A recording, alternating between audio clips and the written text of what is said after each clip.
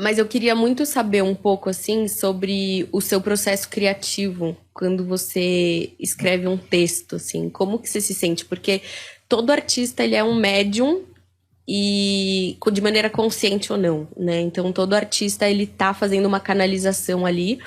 E você é uma pessoa que escreve muito bem desde muito pequena, então acho que você sempre teve essa inspiração ali divina conectado com você, tanto que você ficava irritado quando alguém te falava, escreve um texto, você falava, mano, não é assim, precisa baixar essa inspiração e desde pequeno você sempre emocionava as pessoas com as coisas que você escrevia e tudo mais. E agora você sempre traduziu em palavras as emoções muito bem, né? E agora você leva isso pra traduzir a risada, enfim, a piada e tal. Mas eu queria entender como que é seu processo, porque a gente nunca falou sobre isso, né? Então, pra começar, assim, desde pequeno e tal, emocionar as pessoas é muito mais fácil que fazer elas rirem, muito mais.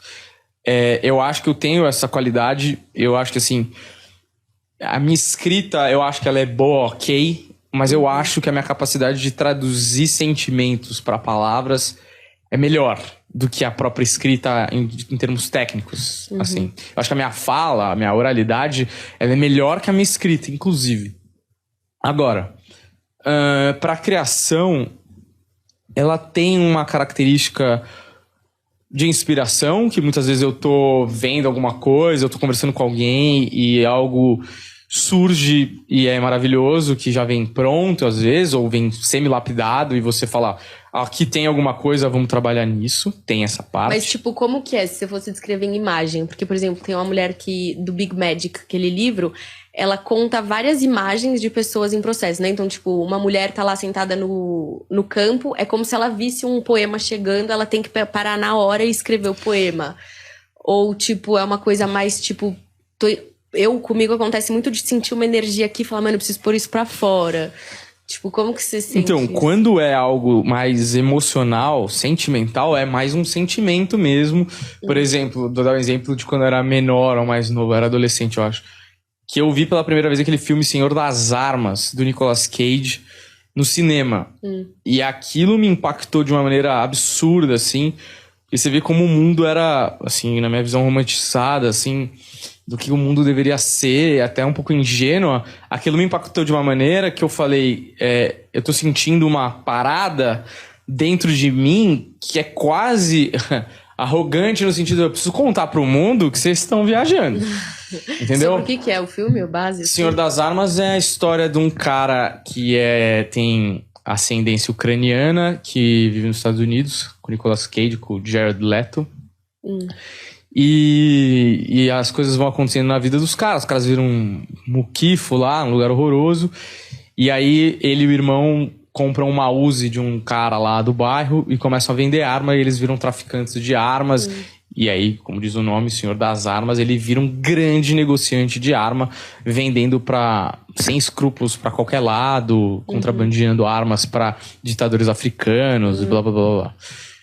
E ali mostra um cenário muito realista do que acontece na vida real, que acontece muito longe dos nossos olhos, ou pelo menos dos meus olhos naquela época. E eu fiquei muito impactado do tipo, mano, o mundo tá indo pra um lugar que, tipo assim, a sensação que eu tinha era, eu sou um adolescente que vou entrar nesse mundo e a arrogância de, tipo, falar, eu não quero entrar nesse mundo, olha como deveria ser. E eu lembro que eu escrevi um texto e tal, deve ter se perdido numa papelada aí de mudanças e etc. Mas era um texto muito bom, assim, eu não vou lembrar exatamente do que falava, mas era sobre a perda da alma da humanidade, né, de você colocar um fuzil na mão de uma criança africana que mal tem o que comer de 9 anos. E aquilo me chocava e tal. E questões existenciais daquela época, do tipo, por que eu nasci aqui?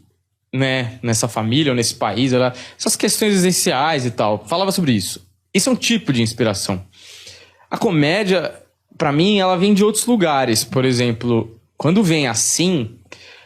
Às vezes é uma imagem, às vezes é uma coisa, por exemplo, eu vejo uma pessoa, às vezes eu tô pensando, porque na verdade assim, deixa eu explicar antes, porque escrever piada não é que nem escrever normal. Escrever piada é que nem um grande sudoku pra mim. O jeito que eu escrevo é um grande sudoku. Então, as peças têm que se encaixar de uma maneira, num volume preciso, num ritmo, numa musicalidade, numa separação Harmonia. silábica, numa harmonia, quase como uma música mesmo. Esse é um one-liner, entendeu? Então, tipo, às vezes eu tenho a primeira parte da piada, que a gente chama de setup, e eu não tenho o punchline, que é onde tem a graça. Ou às vezes eu tenho o punchline e não tenho o setup. E eu preciso encaixar as coisas. E às vezes eu tô num dia e eu vejo alguma coisa que eu falo, puta, isso aqui encaixaria lá. E aí a piada se forma, por exemplo. Mas tem uma coisa que, como eu vejo a piada como um grande sudoku, de você calcular todos os lados, e quando eu falo, ele sai tão natural e tão ritmado e com a graça no lugar certo, que eu gosto muito das palavras, assim. Eu sou uma pessoa que gosta de palavras. Eu acho que tem um vocabulário bom porque por exemplo, eu falo bem outros idiomas e tudo mais, porque eu falo, nossa, que palavra interessante, sabe? Que palavra que passa exatamente aquilo. E às vezes eu fico numa brincadeira comigo mesmo, mental, de tipo, essa palavra em inglês é melhor que em português. Ou essa palavra em português, direto, assim, eu passo na minha cabeça. Várias. Não, eu agora com o espanhol tem umas palavras que eu e o Fred, tipo, a gente só fala em espanhol. Aí alguém fala, hã? Eu falo, velho, eu não vou traduzir. Tipo assim, tem que ser essa palavra, não Sim, dá. tipo... me dá igual é muito melhor que tanto faz. Tá ligado? Não, e você entende, tipo, se eu falar me dá igual, tipo, não é que eu não vou fazer entender. Então, mas pra mim, ela é melhor porque ela expressa melhor, a sonoridade dela é melhor, a fluidez dela é melhor. Então, são vários aspectos do porquê essa expressão me dá igual é melhor que tanto faz. Pra mim, tanto faz, ela é quebrada, ela é segmentada, Tanto faz, entendeu? ela tem E o tanto faz... é uma expressão que, na minha opinião... E isso, assim, é uma puta brisa. Não é nenhum estudo acadêmico, não é nada. É só, pra mim, uma brincadeira que eu faço comigo mesmo. Tanto faz é uma coisa de uma pessoa que vai no flow. Que vai... que não liga, que não quer saber. Que tem uma coisa de, tipo... Tá sendo bonzinho no sentido, pode escolher e tal. E esse movimento Sem do tanto faz...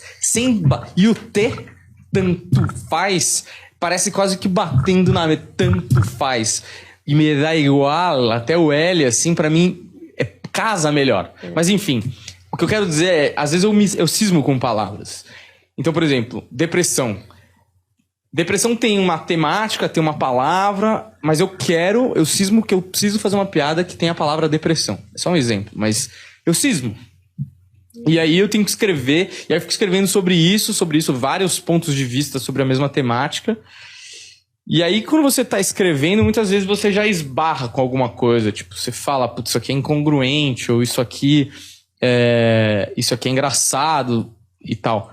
Às vezes porque na verdade, na onliner, geralmente você tá colocando dois universos pra colidir.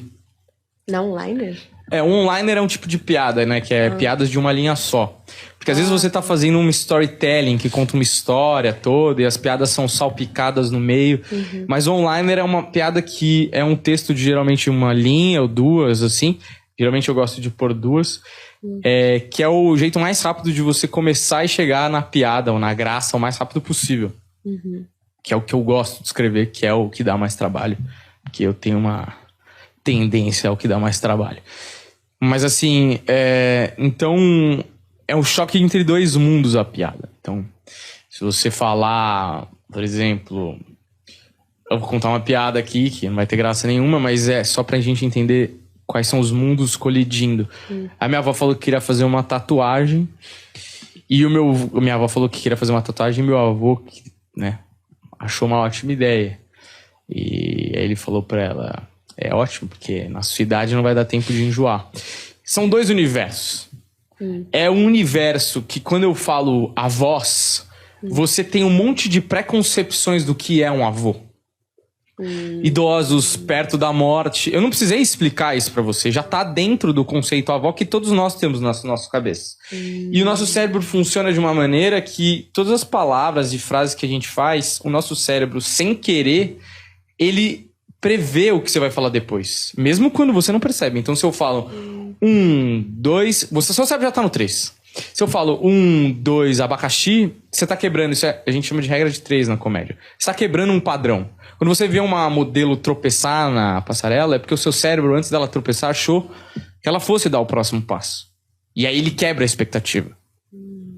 Então, quando eu falo de avós e esse universo... já você tem essa coluna preenchida de um monte de preconceitos, que não são pejorativos, mas desse universo. E quando eu falo tatuagem, vem uma coisa de jovem, todas as coisas que as pessoas falam sobre tatuagem, blá, blá, blá, blá, blá. Como eu coloco esses dois universos para convergir de uma maneira que eles se encontram e criam uma quebra de expectativa que gere risada na plateia? Então, é uma matemática. Eu tenho os dois universos na mão. Como que eu transformo isso em duas linhas para gerar o que eu quero que gere? Entende? Uhum.